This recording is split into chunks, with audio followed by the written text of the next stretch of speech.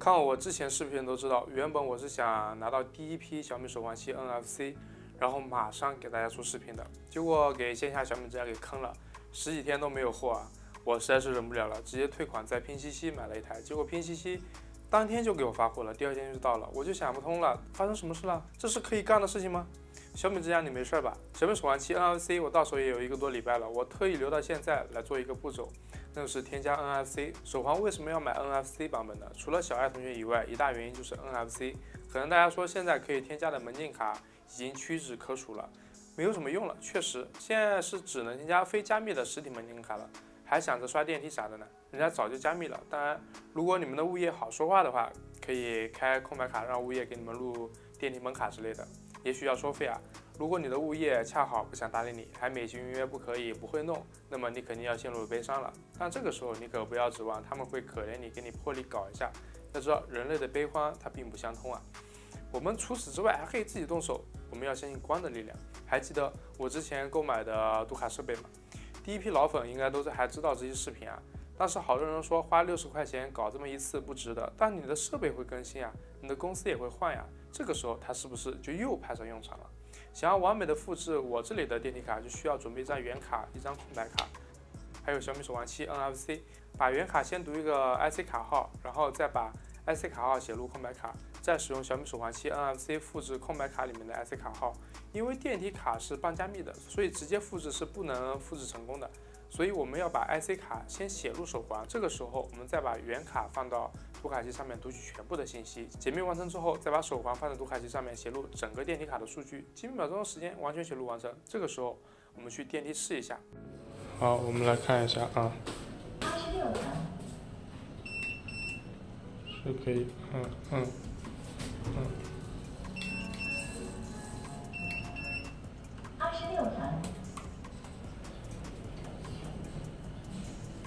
没那个的时候是不能按的。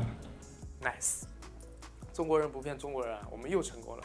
大家如果对详细的教程感兴趣的话，可以看一下我之前出的那期关于 NFC 的视频，或者我再出一期详细一点的。要是看到这里觉得对你有帮助的话，请点上投币，给个3连哇，这会激励我继续产出高品质的内容的呀。到这，小米手环7 NFC 才是一个完整体。那么我们正式来看看它到底怎么样吧。我是你们的云飞，期待你的关注啊！正面的屏幕它终于变成了全面屏，不过下巴依然很宽，毕竟要留一点声音空间，不然小米手环8谁买呀？最值得称赞的是，手环加入了息屏表盘，而且是每一个表盘主题都有对应的息屏表盘，这一看就是华米做的。其实嘛，现在出了挨打。而至于米粒的大小，这是小米手环4，这个是小米手环7，长度一样。小7老弟胖乎乎的，难怪这个动作看起来没有老大的快呢。手环4是60的刷新率，而手环7依然是30的刷新率，这个咋还技术倒退了？我明白了，手环8呜呼起飞啊！我们先来看一下整个手环的操作逻辑哈。先点击点亮屏幕，当然你也可以台湾唤醒。表盘显示的信息取决于你选择的表盘，下滑是消息中心，手机推送的信息会及时出现在这边。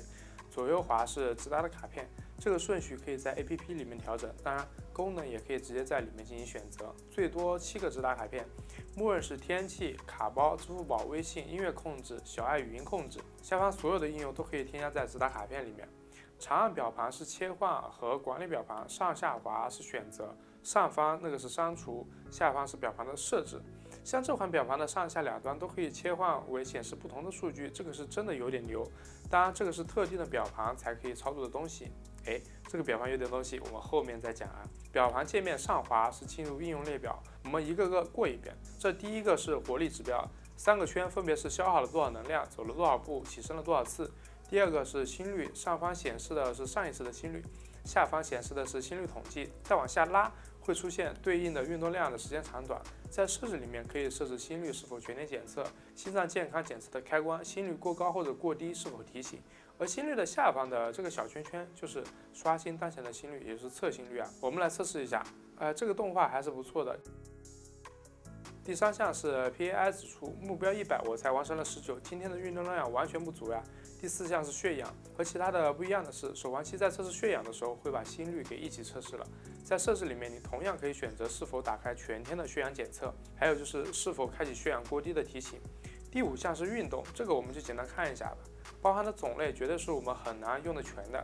除了跑步、骑车，我们在全部的运动里面可以看到还有游泳、户外、室内、舞蹈、搏击、球类、水上、冰雪、休闲、棋牌，还有其他如此之多的分类。就拿我们最普通的跑步来说吧，我们在点击开始之后，手环会请求手机的 GPS 信息，里面除了黄色的开始，还有跑步的设置，里面可以设置运动目标，可以是时间，也可以是距离和能量消耗，还有运动提醒和自动暂停，还有个智能陪跑。我待会儿试试看是一个怎样的效果。开始跑步之后，左边是暂停和开始，而右边是音乐、支付宝、微信付款码，这个是挺符合我们的实际运动情况的。听听音乐，路边买点水喝，从实际出发。而当我们在结束运动的时候，运动数据会直接出现在手环上面，就可以查看。当然，同步之后，应用也可以在 APP 里面查看更加详细的记录，这个是挺不错的。第5项是运动记录，第6项是我们的运动状态，第7项是压力。压力在下方会出现一个统计表格，同样是可以设置是否全天监测。第7个是睡眠，会有你的睡眠时间，还有深睡、浅睡的时间分布。在设置里面可以开启高精度检测，也可以开启呼吸质量的检测。第8、第9分别是支付宝和微信的付款码。这个华米还是比较强的，这个一直都很方便，不管是手环还是手表。扫这个。这个不行，我们要找个条线码的。刷卡支付，微信收款。可以的，可以的。1.50元。第9个是天气，这个信息就很详细，不仅有天气情况，还有温度、空气质量、日出日落、风力速度、紫外线的强度，还有未来7天一个天气的情况。比一般的手表还要强一点啊！如果有其他的城市，还可以切换城市，妙呀！第10个是音乐控制，这一直是一个老样子啊。第11个是闹钟，点击进入就可以看到以往的闹钟，除了正常的开启，里面还有一个智能唤醒的功能，这个会在你最适合唤醒的时候叫醒你。我不太建议你自己去设置闹钟啊，直接叫个小爱同学会快很多。第12个是日程，这个会同步你日历的日程表，这个功能要在 APP 里面开启权限的读取，还是很棒的。第13个是日历，有农历和阳历，可以上下滑动看前面和后面的，还行。个人喜欢全一点的。可想到这个手环就这么大的一块地方，还是算了。第14个是卡包，除了我上面显示的添加电梯卡，还可以添加交通卡，这个就要看你所在的城市了。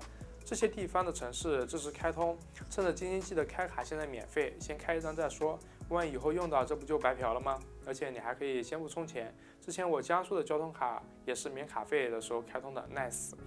我们还可以把之前不用的设备卡片移到我们的手环7上面，一张卡片就可以一直的用下去了，这个还是贼良心的，为小米打下 call。第15个是设置，点击进入可以看到有表盘与时间、显示亮度、勿扰模式、锁屏设置、省电模式、运动识别、使用偏好、系统。在显示与亮度里面有息屏显示、台湾亮屏、持续亮屏的一个开关，其他的常见的当然也有。在锁屏的设置里面可以设置息屏锁定，也可以开启设备密码。运动识别里面可以设置自己常用的运动，就直接可以识别出来了。在系统里面可以对手环进行关机和重启。开机的方式就是链接充电器，想必大家都知道了。先喝口水休息一下，看看我们是不是漏掉了什么。当然，在更多的设置里面还有手电筒、女性健康、呼吸训练、秒表、倒计时、查找手机、手机静音。手机静音这个就比较离谱啊，这就是在 APP 前台运行的时候还链接不上。事件提醒、番茄钟、小爱同学，这个提一下。小爱同学的流畅度现在已经很不错了，就很方便。关闭工作室的灯。开启工作室的灯。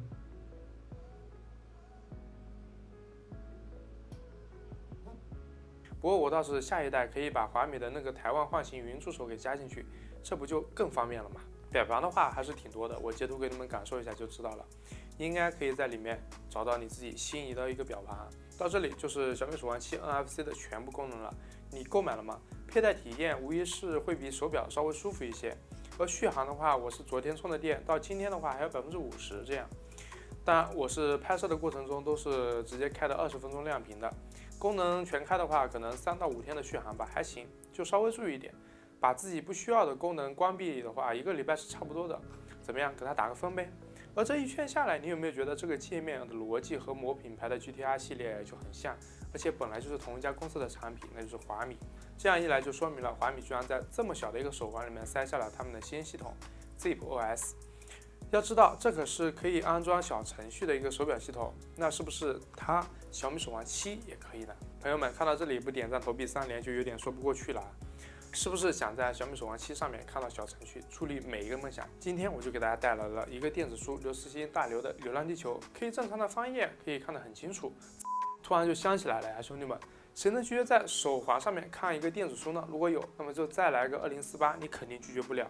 那么你肯定会问了，这个要如何去操作呢？会不会很复杂呀？当然，这是比较复杂的，但是大佬做了专门适配于手环7的一个软件，一切就变得那么简单了。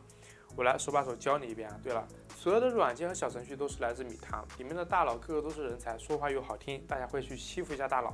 回到我们的教程，在论坛下载好小恐龙的小程序，在小米运动健康里面找到火星时代这个表盘，下载到我的表盘里面，打开我评论区提供的头天换日软件，先授权，然后选择我们的刚才下载的小恐龙，开始替换。替换完成之后，打开小米健康，启用我们的火星时代，也就是小恐龙。等待一段时间就会提醒你表盘已经安装完成，这个时候你就可以在下方点击进入小程序进行游玩了。还有设置的，哇，这个还能，我天哪，哇，这个绝了呀！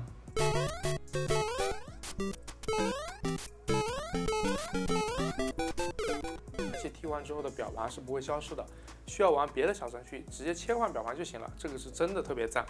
不光是这个小程序，这个替换软件也是给我们原本的操作节省了很多时间，感谢大佬的无私奉献。